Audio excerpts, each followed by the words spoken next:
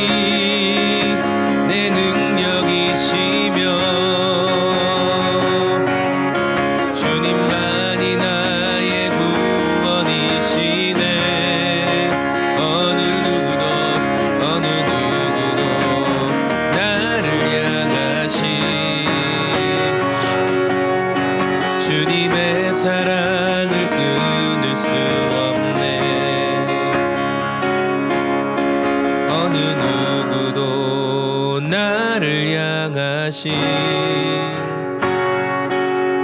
주님의 사랑을 끊을 수 없네.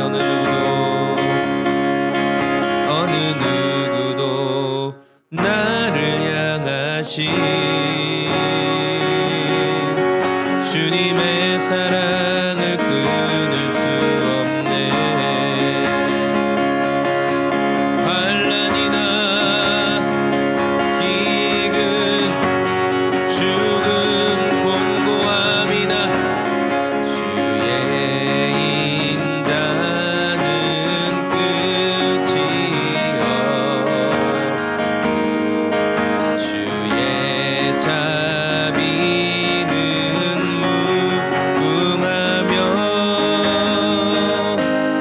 아침마다 새롭고 늘 새로우니 주의 성실이 금이라 성실하신 주님 주의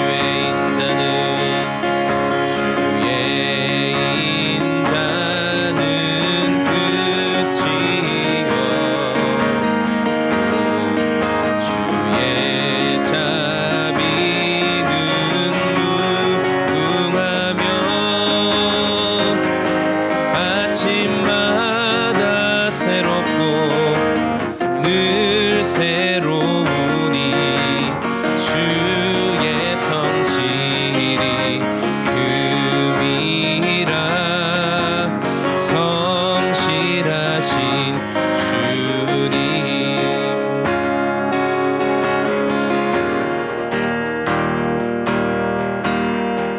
우린 쉬지 않으리 천국이 말 때까지. 우리는 성벽의 파수꾼 주가 주신 마음으로 무릎 꿇고 엎드려 하늘에 주께 기도하리. 주의 능력 곧 나타내소서. 흐르는 눈물에 기도 들으소서. 주의 능력 곧 나타내소서. 흐르는 눈물에 기도 들으소서. 우린 보게 되리 주님의 얼굴을. 우린 기다리리 주님 오실 그날. 주님의 말씀 이루어지리. 온 세계 위에 온 세계 위에.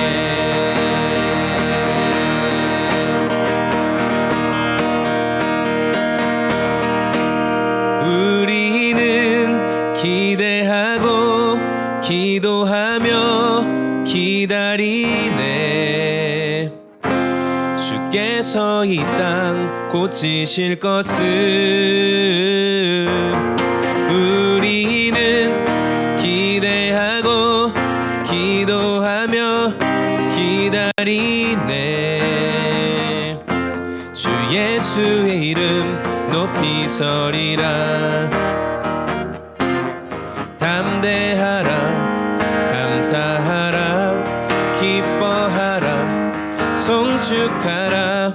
만유보다 크신 하나님 그 약속 능히 지키시리라. 그 약속 능히 지키시리라. 우리는 기대하고 기도하며 기다리네. 주께서 이 땅 고치실 것을. 우리는 기대하고 기도하며 기다리네. 주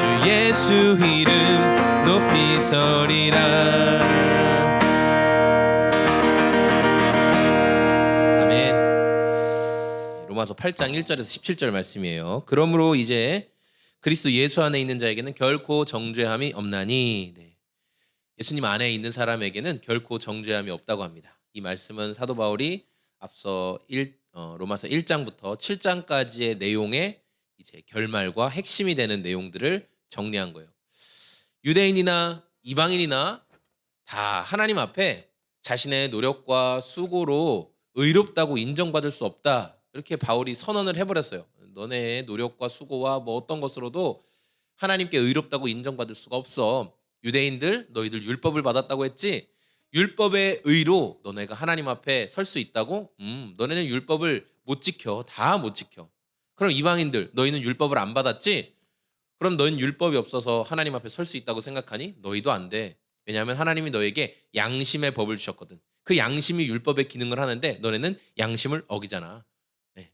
그래서 모든 사람이 하나님 앞에 의롭지 않다. 모든 사람이 자기가 하는 어떠한 수고와 노력으로도 하나님 앞에 의롭다고 인정받을 수 없다. 그렇게 선언되어 버렸어요. 절망의 상태죠. 내가 노력했는데, 내가 수고했는데, 내가 열심히 했는데 하나님께 그게 인정이 안 된대요.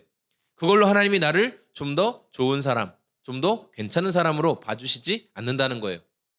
바울은 우리를 절망으로 몰아 넣어버렸어요. 넌 안 돼. 네가 그렇게 해도 하나님께 인정 못 받아. 그리고 거기에서 그렇게 끝내버리면 얼마나 괴롭습니까? 그럼 우리는 그 답을 찾기 위해서 엄청 노력하겠죠? 고행을 하기도 하고 금식을 하기도 하고 몸을 학대해 보기도 하고 신이 인정할 만한 어떤 행동들, 어떤 신에게 보여줄 만한 다양하고 탁월한 신심을 보여주면서 우리 신께서 좀 좋게 봐주실 수 있는 게 무엇일까? 그렇게 굉장한 노력을 했을 거예요. 그런데 감사하게도 하나님께서는 거기에서 우리를 절망의 구렁텅이에 몰아넣고 끝내지 않으시고 사도 바울을 통해서 하나님께 인정받을 수 있는 의로움에 대해서 말씀하고 있어요. 그것이 바로 예수 그리스도 안에 있는 자에게 정죄함이 없다. 누구를 통해서? 예수님 안에서. 예수님 안에 있는 사람. 그러니까 예수님과 연합한 자들은 정죄함이 없다는 거예요. 여기서 정죄함이라는 말은 법적인 용어입니다. 그래서 내 감정, 내 생각, 내가 볼 때 여전히 죄도 많고 여전히 허물도 많고 또 하나님 앞에 지은 어떠한 죄들을 뉘우치지 않았기 때문에 난 여전히 죄인이야 라는 그런 마음이 내 안에 남아있을 수 있지만 그것을 재판하는 법정에서 너 죄 없어, 너 의로워, 너의 죄를 더 이상 묻지 않을 거야 라고 선언해버린 거예요. 그렇게 판결이 내려져 버린 거예요. 그것이 성경에서 말하는 바울이 사용한 정죄함이 없다라는 용법의 의미입니다. 법적으로 그렇게 선언이 됐어요. 하나님께서 내리신 이 법적 선언은 우리가 어떤 좋은 행실을 할 때는 유효하다가 우리가 어떤 악한 행실을 하면 안 되겠다 너 내가 너한테 판결 내린 거 다시 번복해야 되겠다. 내가 너 무죄라고 말했는데 너 죄책이 없다고 말했는데 아무래도 안 되겠다. 너 책임 받아야 되겠다. 이렇게 번복되는 말씀이 아닙니다. 한번 내려진 하나님의 판결은 그대로 가는 겁니다. 네. 중간에 변개치 않으시고 바꾸지 않으시는 분이 하나님이십니다.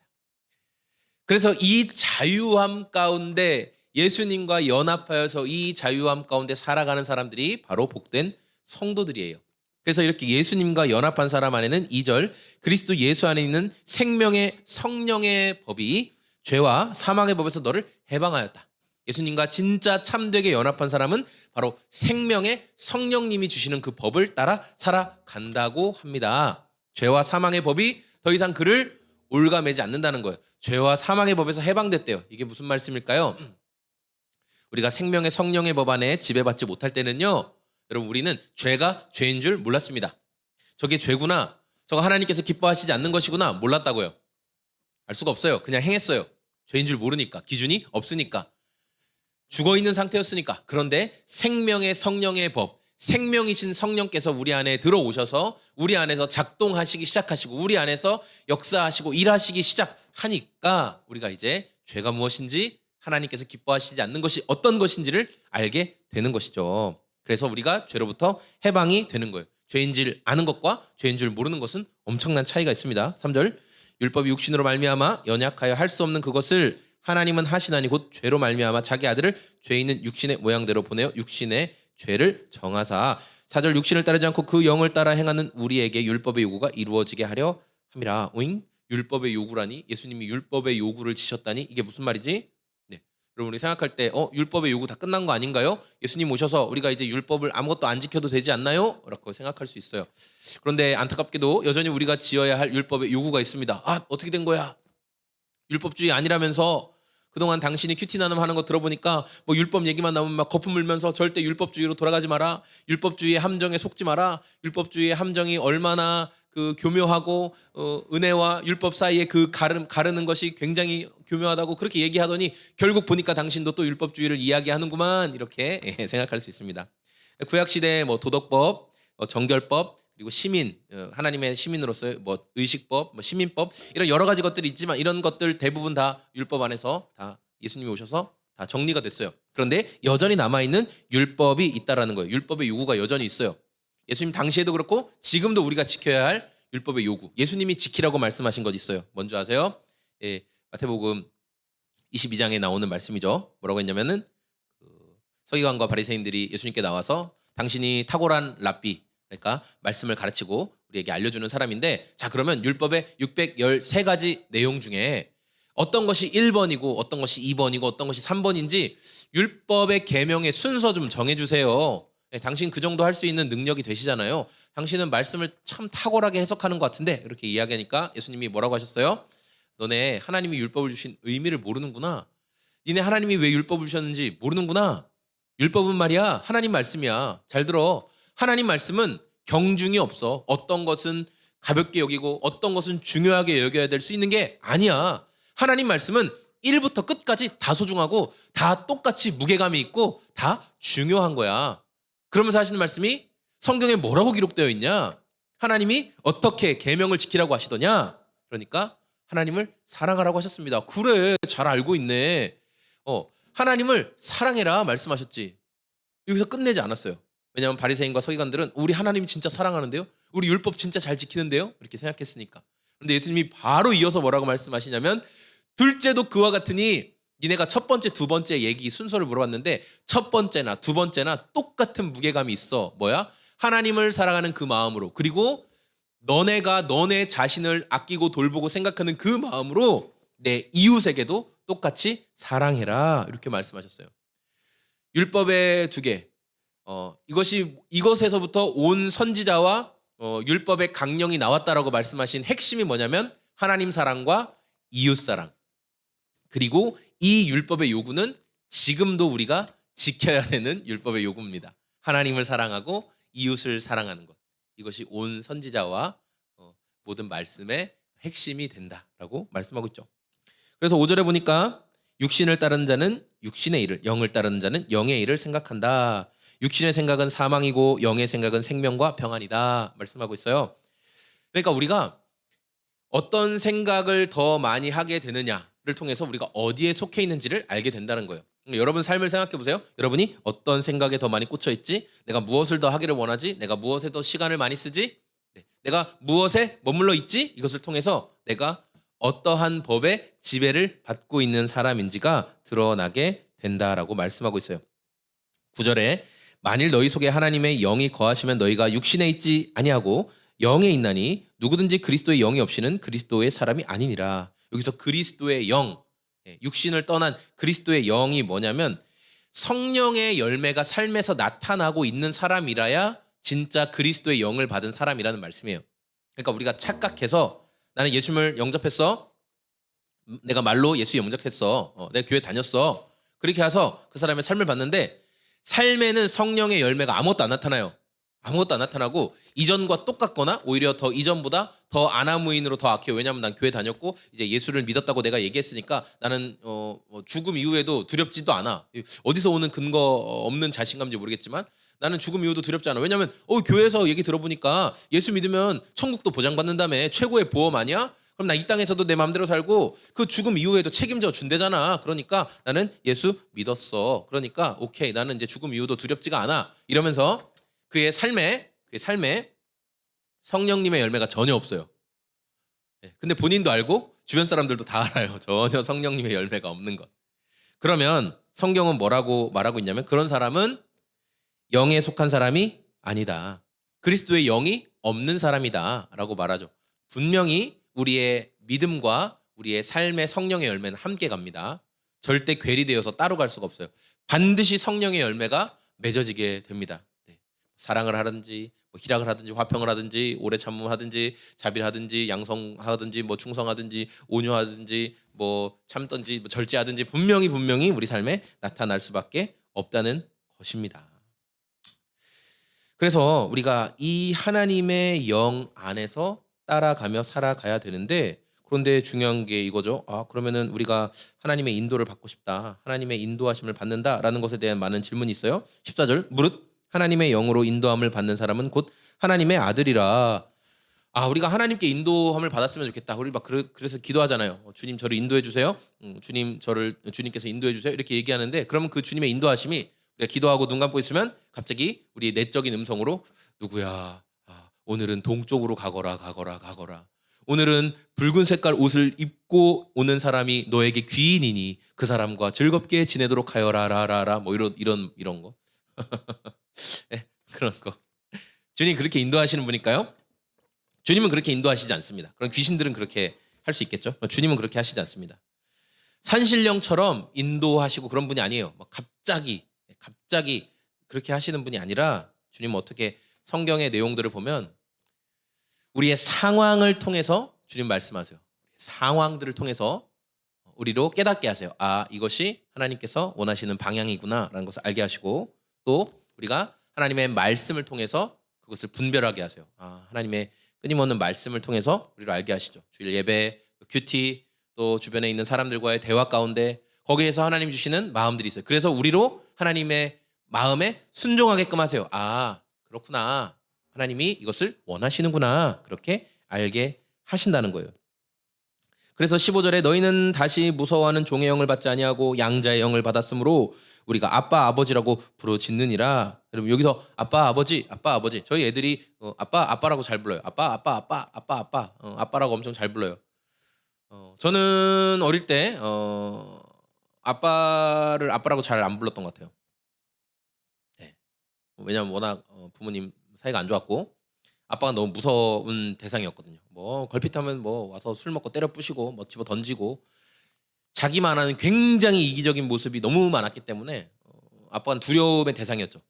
저에게 있어 아빠는 두려움이고 피하고 싶고 함께 하고 싶지 않은 뭐 그런 사람이었기 때문에 어느 순간부터 그렇기 때문에 또 그게 잘 풀어지지 못한 상태에서 이제 아버지랑 헤어지게 됐기 때문에 저에게서 아빠라는 단어는 그렇게 친밀하고 사랑스럽고 두려움이 없고 기쁘고 그런 관계는 아니에요. 저에게서 아빠라는 단어는 먼 단어예요. 근데 저희 아들들은 아빠라는 단어를 엄청 잘 불러요. 아빠 귀찮아요. 어쩔 때는 뭐 하고 있는데 자꾸 아빠 계속 와가지고 아빠가 해줘. 예. 아빠는 뭐 해주는 사람, 아빠는 뭐 도와주는 사람. 근데 그게 맞는 거죠.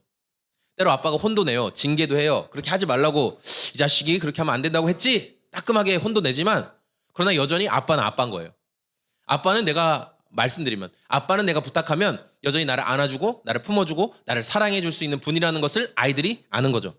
성경에서 지금 사도 바울이 아빠 아버지라고 부른다. 우리가 다시는 무서워하는 종의 영을 받지 않고 우리가 하나님을 아빠 아버지라고 부른다. 우리가 양자의 영을 받았기 때문에. 이게 무슨 의미냐, 두려움과 불안함이 없는 관계, 그게 바로 아빠 아버지 관계인 거예요. 아빠라고 부르는 그 친밀함, 그 사랑. 성령이 친히 우리 영과 더불어 우리가 하나님의 자녀인 것을 증언하시나니. 유대교적인 문화 또는 우리 한국적인 문화 안에서는 이런 게 있죠. 그 장자 또는 마지 또 친자식이 친자녀들이 더 유산 상속이나 이런 것들에 관해서 더 확실하다, 더 어떤 그 보장이 된다라고 생각을 하지만 바울이 로마서를 쓰고 했던 이 로마의 문화권 안에서의 로마적인 사상에서는요, 양자로 임명되는 것이 더 큰 법적인 보호하심이 있어요. 예, 더 법적으로 인정을 받는 거예요. 심지어 한 사람이 양육돼서 양자가 된다고 할 때 그냥 너 당신 이 사람 양육하기로 했으니까 그냥 양자가 되시오, 그러지 않고 책을 찾아보니까 적어도 신뢰할 만한 7명의 증인이 법정에서 이 사람이 왜 이 사람의 양자가 되어야 하는지를 증언을 해주고 왜 이 사람의 양자됨을 우리가 증명하는지를 말을 해주는 거예요. 마치 성령님께서 우리가 하나님의 양자됨을 증명해 주시듯이 로마 법정 안에서도 이런 일들이 벌어지는 거예요. 그러니까 바울은 그 관점을 보고 법에 대해서 잘 알았던 사도 바울이 우리의 양자됨이 얼마나 법적 근거 안에서 확실하고 분명한지를 선언하고 설명해 주고 있는 것이 성령께서 친히 우리의 영과 더불어 우리가 하나님의 자녀인 것을 증언해 주신다. 그러니까 여러분의 감정이나 상황이나 환경 때문에 나 요새 좀 기도 안 하는 것 같은데, 내가 요새 좀 주님과 멀어진 것 같은데, 요새 좀 주님이 나에게 좀 소극적이신 것 같은데, 그래서 내가 주님과 멀어지고 나 이거 하나님으로부터 끊어진 거 아니야? 하나님의 사랑에서 내가 버림받은 거 아니야? 그런 마귀의 거짓말에 속지 말라고 주님께서 오늘도 여러분에게 말씀하시는 거죠. 너희는 하나님을 아빠, 아버지라고 부르는 존재들이야. 내가 증언해 줄게. 성령님께서 말씀하시죠. 내가 증언해 줄게. 내가 보장해 줄게. 너희는 하나님의 자녀들이야 라고 말씀을 하시죠. 그런 하나님의 자녀들이 부여받게 되는 상속물, 그 귀한 유산이 무엇이냐? 17절. 자녀이면 또한 상속자 곧 하나님의 상속자요 그리스도와 함께한 상속자이니 우리가 그와 함께 영광을 받기 위하여 고난도 함께 받을 것이니라. 그러니까 최후의 영광에 참여할 자들이기 때문에 그리스도께서 받으신 그 고난의 영광에도 우리가 함께 참여하게 되고, 그러면 그리스도께서 받으신 부활의 영광에도 마땅히 함께 참여하는 자가 된다라고 성경은 우리에게 증언하고 있습니다. 그래서 우리가 고난을 당하거나 어려움의 상황에 처해 있을 때 그리스도의 영광에 참여하는 것이고, 그것이 더 큰 소망을 꿈꿀 수 있게 하는 것이죠. 오늘 이 짧은 말씀을 우리가 한번 간략하게 생각을 해봤는데요. 여러분, 우리가 이 성령님이 함께 하시는 담대함을 가진 사람들이에요. 그래서 여러분 어떤 것도 시도하고 용기를 낼 수 있는 거죠. 왜냐하면 생명의 성령의 법 안에서 살아가는 사람들이니까 그 생명이 우리 안에 계시기 때문에 우리가 담대할 수 있는 겁니다. 그래서 이 마음을 놓치지 않고 오늘도 우리가 살아가고, 아까 큐티 나눔에서는 잠깐 이야기했지만 우리가 하나님 앞에 죄를 회개하는 정도 수준, 하나님 앞에 혼날까 봐 빨리 죄 회개하고 하나님 저 혼내지 마세요, 저 회개했잖아요, 그렇게 하나님 앞에 퉁치는, 하나님 앞에 혼나기 싫어서 회개하는 사람들이 아니라 우리는 이 생명의 성령님이 공급해 주시는 생명의 에너지, 생명의 힘을 계속 공급받아서 죄를 극복하고 이기고 넘어가는 사람들이다라는 사실을 우리가 계속 기억했으면 좋겠습니다. 우리는 그런 존재들이고 우리는 그렇게 살아갈 수 있는 사람들입니다. 아시겠죠? 네, 그래요. 주가 지으신 주의 날에 우리 다 함께 기쁨으로 즐거워하며 주께 나가세. 여호와는 내 빛과 구원, 하나님은 내 힘과 방패, 내 영혼이 주를 기뻐하네. 할렐루야 할렐루야. 선하고 인자하신 하나님, 구원의 기쁨 감출 수 없네, 감출 수 없네. 할렐루야 할렐루. 모든 전쟁을 승리하신 왕, 이 승리의 노래 멈출 수 없네, 멈출 수 없네. 기쁨으로 노래하네, 노래해. 나를 구원하신 주 생명 주셨네. 기쁨으로 춤을 추네, 춤추네. 승리하신 왕의 왕 다스리시네. 기뻐해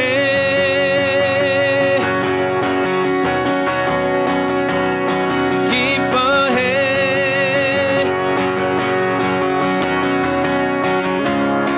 기뻐하며 왕께 노래 부르리, 소리 높여 할렐루야 부르리.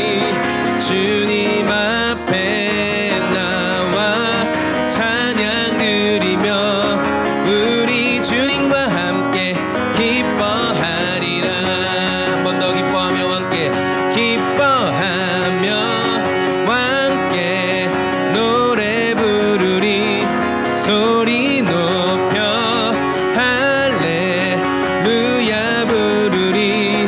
주님 앞에 나와 찬양 드리며 우리 주님과 함께 기뻐하리라. 나의 창조자 나의 창조자 나의 구원자 가장 귀한 나의 예수님 찬양합니다. 나의 치료자 나의 선한 목자 되신 주 예수 나의 주 찬양하리. 나의 창조자 나의 창조자 나의 구원자 가장 귀한 나의 예수님 찬양합니다. 나의 치료자 나의 선한 목자 되신 주 예수 나의 주 찬양하리.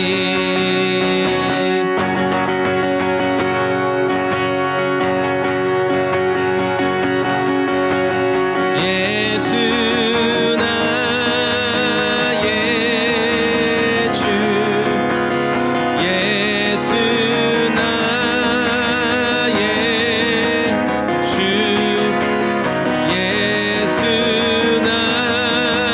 나의 주님 찬양하리.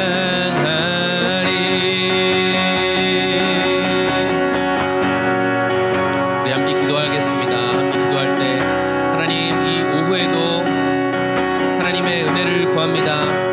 오늘도 우리들의 모임 가운데 영광을 받으신 주님을 찬양합니다. 감사합니다. 좋으신 예수님의 이름으로